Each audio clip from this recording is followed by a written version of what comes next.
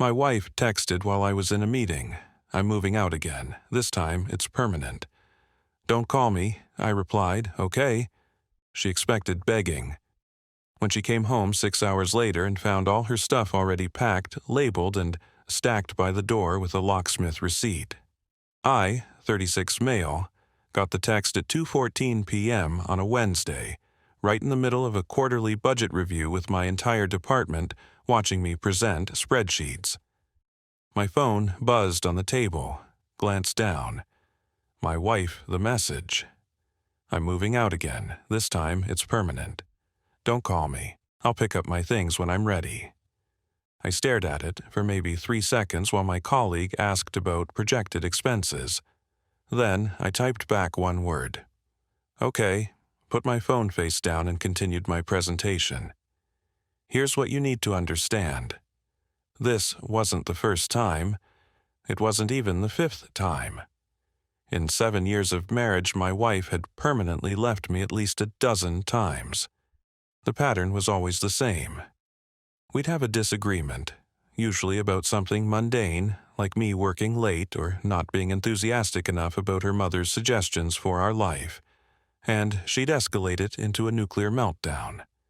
Then came the dramatic exit announcement, the packed overnight bag, the door slam, then nothing. She'd go to her sister's place or her mother's house and wait for me to call, to text, to show up with flowers, apologies, and promises to do better. And every single time, I did exactly that. Because I loved her. Because I believed marriage meant fighting for it. Because her family convinced me I wasn't trying hard enough. Not this time. Something broke in me during that meeting. Maybe it was the casual cruelty of the timing. She knew I had that presentation. Maybe it was the word again in her own text, acknowledging this was a pattern she weaponized. Maybe I was just done being emotionally held hostage. My meeting ended at 3:30 p.m. I told my boss I had a family emergency and needed to leave early. He didn't ask questions. Drove home. The apartment was empty as expected. She'd taken her overnight bag, the nice one I bought her for our anniversary trip that never happened, because she wasn't feeling it that weekend. I stood in the living room and made a decision. If this was permanent, I'd make it permanent. Called a locksmith, emergency REI residential apartment. Can you come within 2 hours? He could, $275 for rush service. Worth it. Then I started packing, not my stuff, hers. I was methodical about it, went through the closet first. Her clothes on her side folded neatly into the suitcases we kept in storage. Her shoes and labeled garbage bags. Her jewelry in a small box. Nothing valuable enough to worry about. Mostly costume stuff and gifts from her family.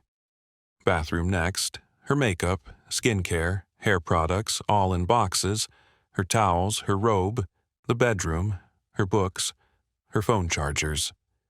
She had like 4, her laptop, her collection of decorative pillows. I was never allowed to actually use kitchen. Her specialty coffee maker that I wasn't allowed to touch. Her weird health powders. Her specific brand of oat milk. I was surprisingly calm, moving with purpose. Each item I packed felt like removing a splinter. The locksmith arrived at 5:45 p.m. Nice guy, didn't ask questions. New deadbolt, new knob lock, new keys. Left the receipt on top of the stack of boxes by the door. By 6:30 p.m., everything she owned was packed, labeled, and stacked neatly in the entryway. 14 boxes, 3 suitcases, 4 garbage bags of shoes and misc items. Her yoga mat rolled up and propped against the wall. Then I ordered Thai food and sat on my couch. The couch I'd picked out, but she'd complained about for 2 years, and watched a movie I'd wanted to see for months, but couldn't because she found action movies juvenile. My phone had 0 notifications from her. That was intentional on her part. She was waiting for me to break first, to flood her phone with apologies, to beg. At 8:47 p.m., I heard keys in the lock, scratching, confusion, then knocking. "Babe, the door won't open. Is the lock broken?" I walked over and opened it. She was standing there with her overnight bag, looking annoyed, but also expectant, like she was waiting for the tearful reunion. Her expression changed when she saw the wall of boxes behind me. "What? What is this?" "Your stuff," I said. "You said it was permanent. I helped make it permanent." She pushed past me, staring at the labeled boxes. Clothes, casual, bathroom, skincare, books, and misc. "You can't be serious. You texted me during my presentation, the one I've been preparing for 3 weeks. You said it was permanent. You said, 'Don't call.' I didn't call. I packed. I was upset. We had a fight this morning about your mother. My mother sent you a birthday card with a check for $50, and you called her cheap. Because it is cheap. We've been married 7 years, and you told me I needed to handle her. Then, when I said my mother's gift was fine and I wasn't going to start a fight over $50, you decided our marriage was over." She opened one of the boxes, saw her sweaters, started to look genuinely panicked. "I didn't mean, I get emotional, you always come get me. That's how this works." "No, that's how it worked, past tense." "So what? You're just done after 7 years." I felt exhausted just looking at her. "You've threatened to leave me more times than I can count. Every time I don't perform exactly how you want, you run to your sisters and wait for me to gravel. I'm tired. I'm done graveling. You change the locks? Are you insane? This is my apartment too. Lease is in my name only. Has been since the beginning because your credit was too low when we moved in. Yeah, I checked on that before calling the locksmith." She went quiet. "Then you planned this." "No, I responded to your text." Finally, her face cycled through emotions. Shock, anger, tears starting to form. The tears usually worked. "I don't have anywhere to go. You said, we're moving out. That implies you had somewhere in mind." "I was going to my sister's, but I was coming back. I always come back and I always take you back, not this time." She grabbed my arm. "Please, I'm sorry, I was angry. You know how I get. Yeah, I do, that's the problem. We can go to counseling. I'll change. You've said that before. After the incident at my company holiday party. After you threw my phone during the argument about the vacation. After you screamed at my best friend's wife for suggesting we get separate checks at dinner." I pulled my arm back gently. "The cycle is exhausting, and I'm done." "So that's it. You're throwing away our marriage because I sent one text. You sent hundreds of texts like that over 7 years. This is just the first time I believed you." She stood there, tears streaming now, looking at the boxes. Her whole life with me, reduced to labeled containers. "I don't have anywhere. Call your sister, call your mom. You have options, just not here." She grabbed 2 suitcases, struggling with the weight, and left without another word. Didn't take the boxes. I expected she'd be back for those. That night I slept better than I had in months. Update 1. 4 days later, the initial confrontation was just the appetizer. The entitlement buffet came later. Day 2, her sister showed up. I was leaving for work when I found her pounding on my door at 7:30 a.m. "What did you do to her?"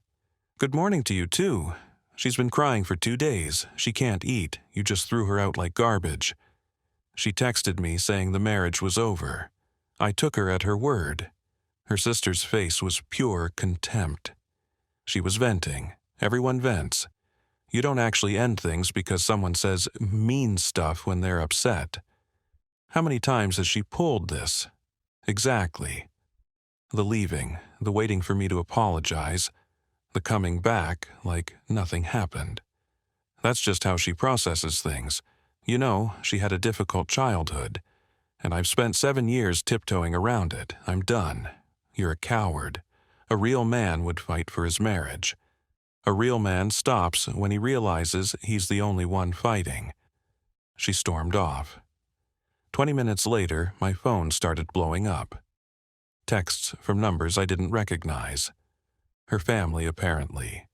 The messages ranged from, "How could you?" to, "You'll regret this," to one creative one that just said, "Small D energy." I blocked them all. At work, I got a call from reception. Someone was here to see me. I went down and found her mother in the lobby clutching tissues, looking like I'd murdered her firstborn. She told me everything. How you threw her things in trash bags labeled garbage bags for shoes. Everything else was in boxes. How you changed the locks without warning. She told me the marriage was over. The locks are for my security. She's my baby. She's fragile. You know she needs extra care. With respect, she's 34 years old, and she uses that fragility to control everyone around her, including me, for 7 years. Her mother's eyes went cold. You're going to regret this. She's going to take you for everything in the divorce. Noted, please leave. Security escorted her out when she refused to go. My HR got involved, had to explain the basics of the situation. They were understanding, told me to document any further workplace visits. That evening, I came home to find 3 voicemails from a number I didn't recognize. Her cousin apparently calling me a manipulative narcissist who finally showed his true colors.